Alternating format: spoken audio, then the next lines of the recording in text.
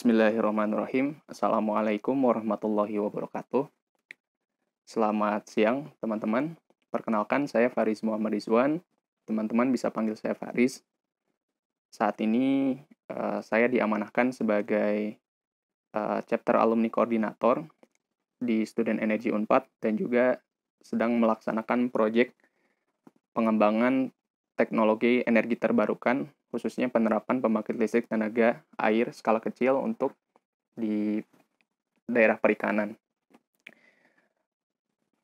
Sebelumnya saya mengucapkan banyak terima kasih pada BMKMA Unpad yang telah memberikan kesempatan kepada saya untuk memberikan materi diskusi, khususnya kepada panitia Earth Day 2020.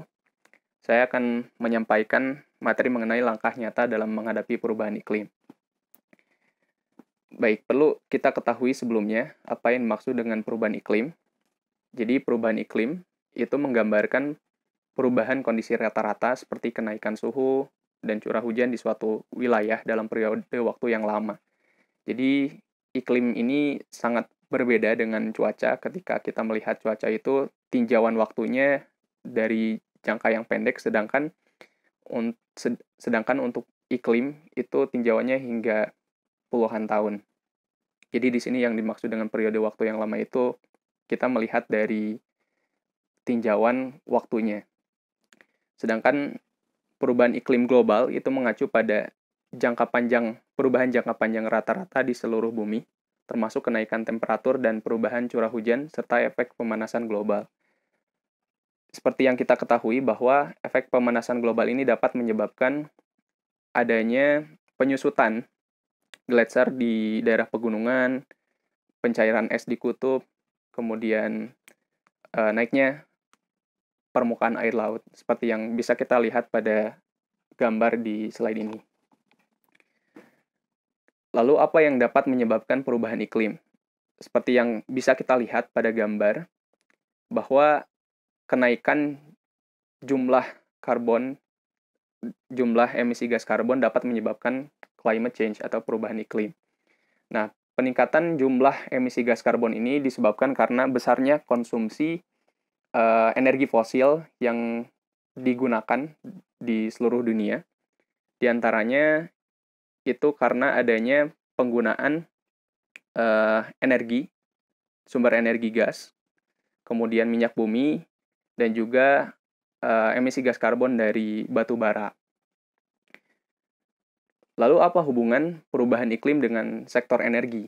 Yang kita ketahui bahwa global greenhouse gas emission atau tingkat emisi gas rumah kaca, di mana emisi gas rumah kaca tersebut salah satunya adalah gas karbon ya. Bisa kita lihat pada gambar, data pada tahun 2016. Tingkat emisi gas rumah kaca itu disebabkan oleh sektor energi. Paling besar kontribusinya oleh sektor energi, di mana 34% dari global greenhouse gas emission pada tahun 2016 itu dari sektor energi, sedangkan kedua adalah industri dan yang ketiga adalah transportasi. Tentu dari semua bidang ini, ketiga bidang utama ini pasti membutuhkan energi yang sangat besar dalam keberlangsungannya. Lalu bagaimana gambaran sektor energi di Indonesia? Bagaimana kita melihat total kebutuhan listrik di Indonesia per sektor?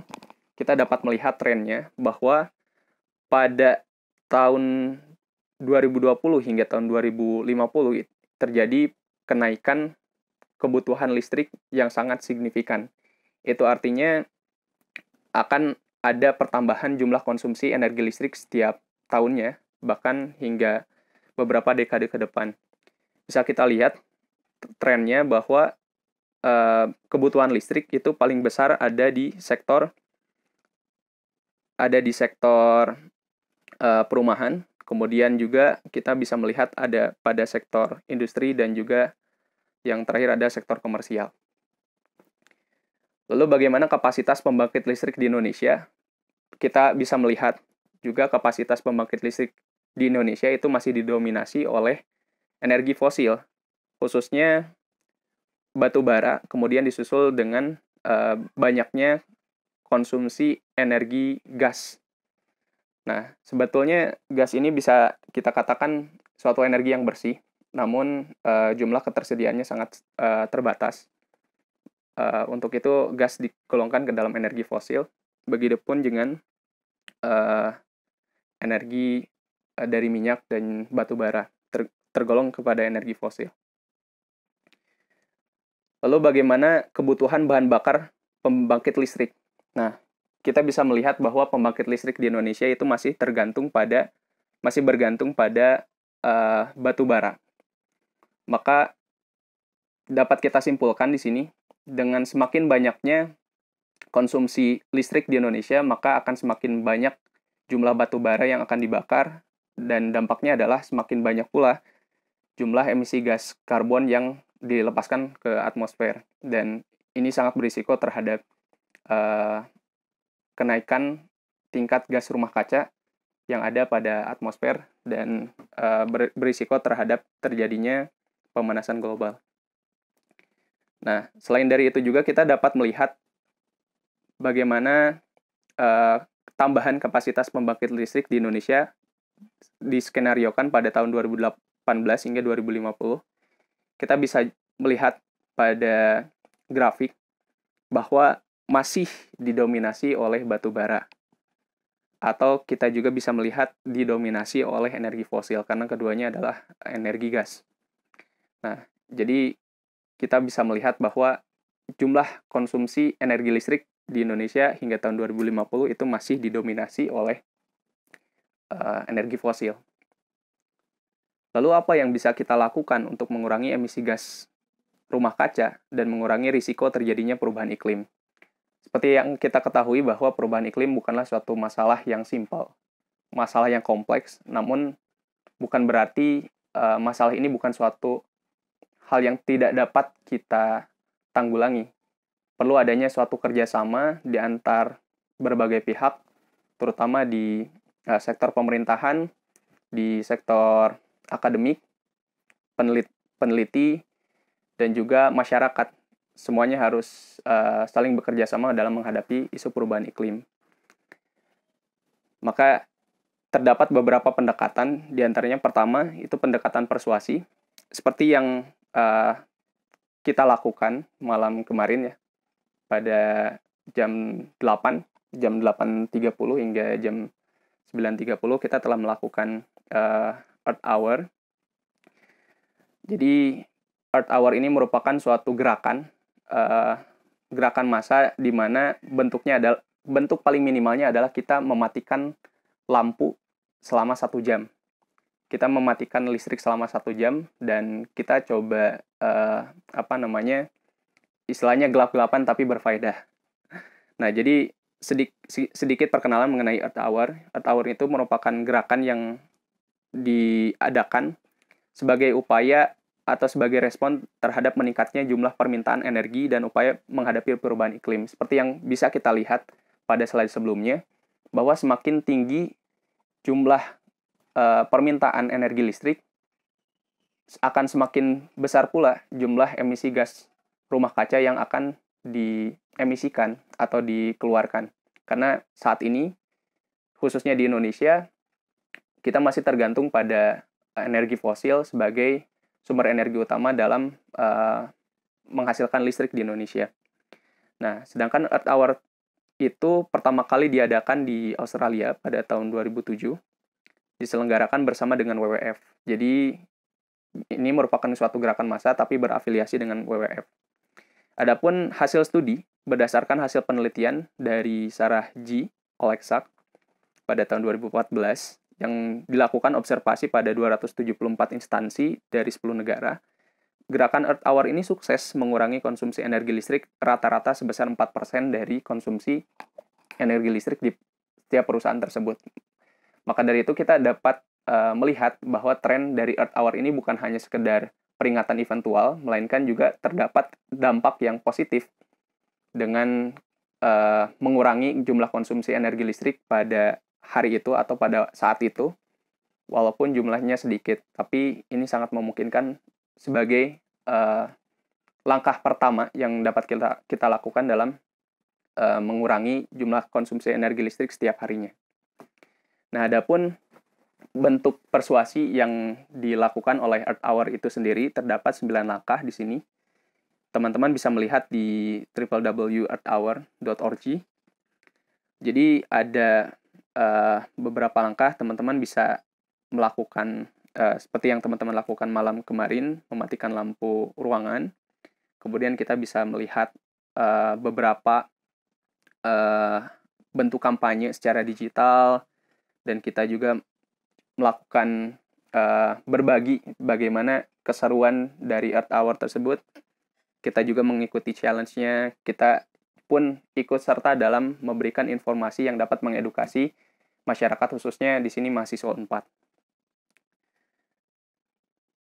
Baik, adapun pendekatan kedua, tadi pertama pendekatan persuasi, maka pendekatan edukasi pun perlu dilakukan. Selain kita mengajak sebagai alat intervensi pertama yang kita lakukan, maka lanjutannya adalah kita melakukan edukasi secara berkelanjutan. Jadi edukasi ini tidak hanya cukup untuk dilaksanakan satu kali, melainkan harus dilaksanakan beberapa kali karena perlu melakukan penyadaran dan pembiasaan. Adapun gambar yang ada di slide ini itu merupakan kegiatan-kegiatan yang telah diselenggarakan oleh Student Energy Unpad pada tahun 2019-2020. Di antaranya bisa kita lihat ada program Ngopi Darat atau bentuk diskusi mengenai bagaimana peran dari renewable energy dapat menghadapi atau mereduksi dampak dari perubahan iklim. Kemudian bagaimana implementasi dari renewable energy itu dapat mendukung program Unpad Green Campus, seperti yang teman-teman bisa lihat gambarnya pada sebelah kanan slide. Kemudian yang paling bawah itu merupakan kegiatan field trip and company visit yang melibatkan mahasiswa dari berbagai macam program studi, bukan hanya dari sains, tapi ada juga yang ikut serta dari agrokompleks dan juga dari social science. Kita di sana mempelajari bagaimana implementasi teknologi energi terbarukan di sektor pembangkit listrik. Kita kemarin mengunjungi Star Energy dan kita juga memperhatikan bagaimana yang dilakukan oleh Star Energy dalam mengoperasikan pembangkit listrik tenaga geotermal. Karena yang kita ketahui bahwa Star Energy merupakan operator geotermal terbesar ketiga di dunia dan ke-1 di Indonesia. Jadi pendekatan edukasi ini juga penting dan tidak hanya dilakukan sekali, melainkan juga harus dilaksanakan secara berkelanjutan. Nah, adapun pendekatan berikutnya, kita dapat melakukan pendekatan advokasi. Pendekatan advokasi ini kita lakukan ketika kita melakukan suatu kajian edukasi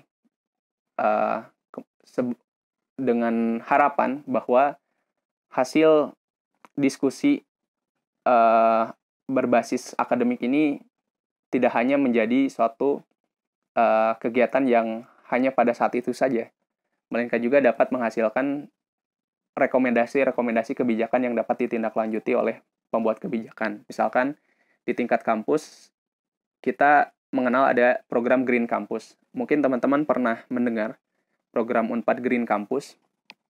Kalau nggak salah pada peraturan Rektor nomor 45 tahun 2016, teman-teman bisa melihat atau tinggal ketik saja panduan umum K3L Unpad. Di sana salah satu babnya ada membahas mengenai program Green Campus dan terdapat beberapa langkah untuk menjadikan Unpad sebagai Green Campus. Ini merupakan salah satu bentuk komitmen bahwa Universitas Padjadjaran ikut serta dalam menghadapi isu lingkungan, di mana isu lingkungan tersebut juga sangat berkaitan dengan bagaimana kita menghadapi perubahan iklim. Jadi sangat positif, namun untuk implementasinya tentu bukan hanya pihak birokrasi saja yang bertanggung jawab dalam kegiatan tersebut, tetapi kita juga sebagai mahasiswa dapat ikut serta mensukseskan program Unpad Green Campus sebagai langkah nyata untuk menghadapi perubahan iklim. Kemudian untuk di tingkat nasional mungkin teman-teman juga mengetahui bahwa di tingkat nasional pun kita ada mungkin kemarin ada program climate strike yang dilaksanakan di tiap daerah, dan itu skalanya nasional, regional, nasional, bahkan sampai tingkat internasional pun ada. Di situ bisa menjadi suatu momentum bagi kita memberikan hasil kajian kepada pemerintah atau pembuat kebijakan yang bersangkutan. Kemudian ada pun Hari Listrik Nasional dan berbagai macam kegiatan yang ada di kemahasiswaan, misalkan kajian strategis yang dilakukan oleh Departemen Kastrat atau Departemen Lingkungan atau Departemen yang bersangkutan, itu bisa memberikan suatu bentuk rekomendasi kepada pemerintah atau kepada pihak yang berwenang. Nah, selain dari itu pun ada di tingkat internasional. Jadi ada namanya Sustainable Energy for All. Ini forumnya awalnya akan dilaksanakan pada tanggal 26 sampai 28 Mei 2020. Namun karena ada dampak dari COVID-19, program ini akhirnya diundur sampai tahun 2020. Ini sangat memungkinkan untuk diikuti oleh mahasiswa Unpad, karena di forum ini merupakan inisiasi dari PBB, khususnya di SDGs Point 7, Affordable and Clean Energy. Kita dapat memberikan, selain kita mendapatkan informasi, edukasi, dan relasi, kita juga dapat memberikan suatu bentuk rekomendasi kebijakan di dalam forum tersebut. Begitupun juga dengan COP atau Conference of Parties. Kita bisa melihat, mungkin teman-teman sering mendengarnya Paris Agreement, bagaimana kesepakatan antar seluruh negara di dunia ini dalam mengurangi tingkat pemanasan global. Untuk COP sendiri tahun lalu tahun lalu kalau nggak salah, kita melaksanakan di COP di Madrid pada tahun 2019. Sedangkan untuk COP 2020 itu direncanakan dilaksanakan pada bulan November, kurang lebih bulan November 2020 di Glasgow, UK. Jadi ini pun sangat memungkinkan untuk kita ikut berpartisipasi dalam kegiatan tersebut, karena kegiatan ini bukan hanya memberikan kesempatan bagi kita mendapatkan informasi dan edukasi, tapi kita juga dapat memberikan rekomendasi-rekomendasi yang real bagi pemangku kebijakan dalam menghadapi perubahan iklim di dunia. Nah, dan yang terakhir itu adalah pendekatan karya. Saya di sini memberikan contoh kasus Easy Bike. Pada tahun lalu, saya dan teman-teman student energy Unpad, khususnya project Easy Bike, itu kita mempresentasikan hasil prototipe dari sepeda listrik, dan alhamdulillah sangat disambut baik oleh Ibu Rektor dan juga jajarannya, dan insya Allah pada tahun ini pun akan dilanjutkan dengan memperbanyak unit dan memperbaiki beberapa bagian. Tentu ini bukan merupakan suatu program kerja yang jangka pendek dan perlu perbaikan yang berkelanjutan, dan perlu juga kerjasama dari seluruh warga Kemah. Insya Allah kemungkinan dapat memperbanyak unit sampai 50 unit atau mungkin kurang lebih segitu, tergantung dari bagaimana hasil kesepakatan antara teman-teman student energy Unpad dengan pihak birokrasi, di mana sepeda listrik ini diproyeksikan inginnya menjadi sarana transportasi di internal kampus. Karena kalau kita lihat, setiap pagi mahasiswa Unpad berebutan odong-odong, kadang naik ojek, juga rebutan, dan kalaupun jalan kaki menyehatkan namun sangat melelahkan tentunya. Atau kalau kita menaiki sepeda biasa, menyehatkan tapi juga sangat melelahkan. Mungkin kalau teman-teman bersepeda di tanjakan Cinta ataupun di tanjakan Papet atau di tanjakan Vkom, itu sangat melelahkan. Untuk itu, sebagai upaya untuk mempermudah mahasiswa Unpad dalam berolahraga dan juga berkendara di kampus, tetapi tidak mengeluarkan emisi gas karbon sama sekali, maka kita tambahkan mesin listrik di di sepedanya. Lalu bagaimana dengan suplai energi listrik untuk baterai sepeda listrik tersebut? Bukankah kita melihat bahwa Indonesia sumber energi utamanya berasal dari batu bara. Nah, untuk itu dari Student Energy Unpad telah menyiapkan dan juga memprototipekan pada tahun lalu membuat uh, pengisi pusat pengisian baterai listrik sepeda itu menggunakan panel surya atau sumber energi surya. Nah, lalu mengapa Easy Bike? Kita juga melakukan survei bekerja sama dengan Vokasi Himasta MP4 Unpad 2019. Kita mendapatkan hasil survei bahwa 84,6% dari total responden mahasiswa Unpad berangkat ke kampus dengan menggunakan kendaraan berbahan bakar fosil.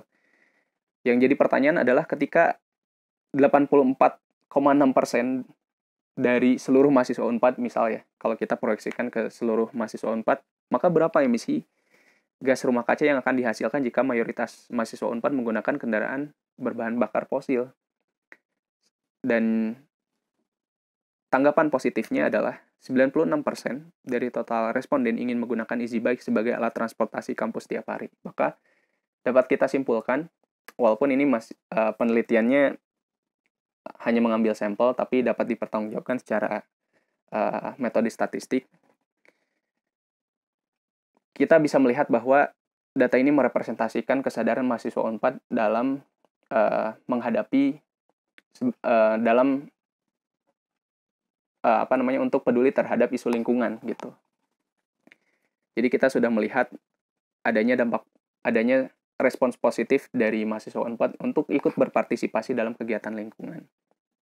Dalam konteks ini untuk berkendara menggunakan sepeda listrik. Nah, adapun pendekatan karya lainnya, ini mungkin bisa menjadi contoh atau inspirasi bagi lembaga kemahasiswaan yang ada di Unpad. Khususnya mungkin BEM Kema Unpad juga dapat berkoordinasi dengan himpunan yang berkompeten di bidangnya untuk membuat karya-karya serupa. Contohnya yang ada di slide ini, misalkan kita membuat smart building ya. Jadi smart building ini kalau dilihat dari masalahnya, mungkin teman-teman sering melihat ketika kita selesai kuliah, kadang kita lupa untuk mematikan proyektor. Kadang kita juga lupa untuk mematikan lampu ruangan. Kadang kita juga lupa untuk mematikan AC setelah menggunakan ruangan tersebut. Maka bagaimana caranya kita menyelesaikan masalah tersebut? Selain dari pendekatan pembiasaan atau kita mengubah behavior dari seseorang itu kan sangat sulit.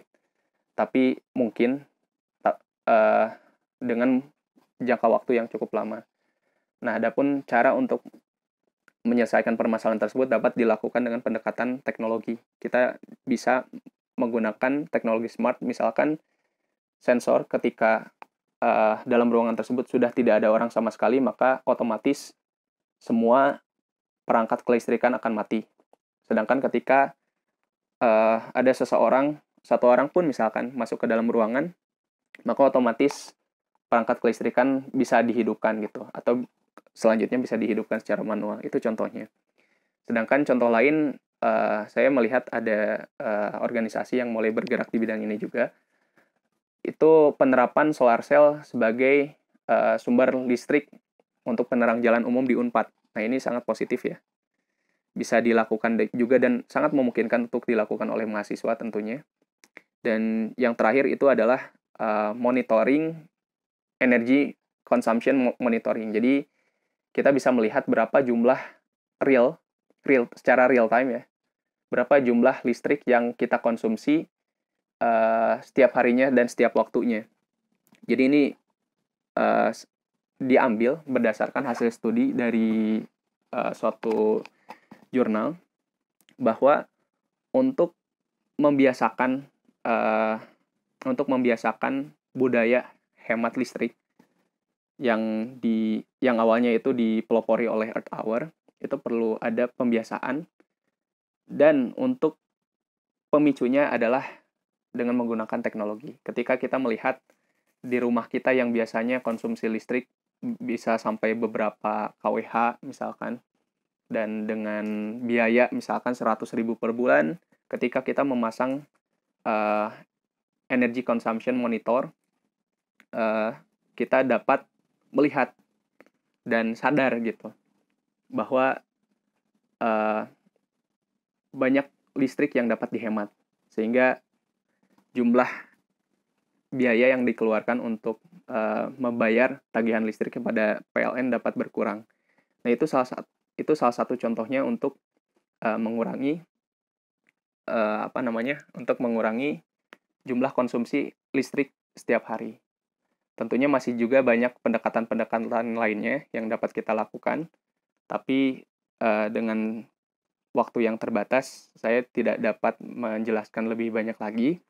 Justru harapannya dengan adanya materi diskusi ini, kita dapat berdiskusi lebih jauh lagi, karena banyak sekali peluang untuk mahasiswa berkontribusi dalam isu-isu lingkungan.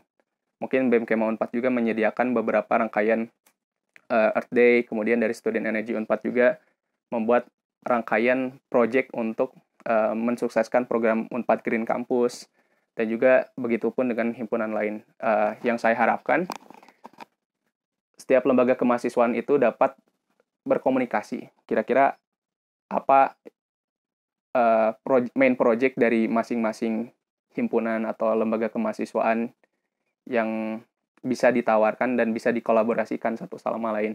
Karena untuk menyelesaikan isu lingkungan itu tidak dapat dilakukan oleh sendiri, tidak dapat dilakukan oleh hanya satu golongan atau hanya dari satu disiplin ilmu. Untuk menyelesaikannya itu perlu kajian yang komprehensif dan langkah yang strategis dari setiap pihak. Nah, adapun kesimpulan dari penjelasan ini, upaya untuk menghadapi perubahan iklim melalui gerakan Earth Hour telah terbukti efektif dalam mengurangi konsumsi energi listrik walaupun hanya sesaat. Seperti yang telah saya tampilkan sebelumnya, ada penelitian terhadap 274 instansi dari 10 negara. Program Earth Hour dapat mengurangi konsumsi energi listrik sebesar 4% dari jumlah konsumsi biasanya. Namun untuk gerakan menghadapi perubahan iklim harus dilakukan secara berkelanjutan melalui berbagai program lain yang saling terintegrasi sebagai langkah penyadaran dan pembiasaan masyarakat, khususnya mahasiswa Unpad, untuk peduli terhadap isu lingkungan. Jadi kita tidak hanya melakukan gerakan sesaat atau eventual atau tahunan, tetapi kita perlu melakukan gerakan dengan berbagai macam pendekatan dan juga dengan waktu secara berkelanjutan. Itu mungkin. Juga saya mengucapkan terima kasih secara khusus kepada Student Energy Unpad, Student Energy Pusat, Vokasi Himasda FMIPA Unpad, HMT FMIPA Unpad, Perinji Universitas Pajajaran, dan juga kepada Rektorat Universitas Pajajaran dan jajarannya yang telah membantu kesuksesan program Student Energy Unpad pada tahun lalu, dan insya Allah kita juga dapat bekerja sama lagi pada tahun ini dan menjadi referensi bagi lingkungan sekitarnya. Saya rasa cukup. Terima kasih atas perhatiannya. Semoga bermanfaat. Wassalamualaikum warahmatullahi wabarakatuh.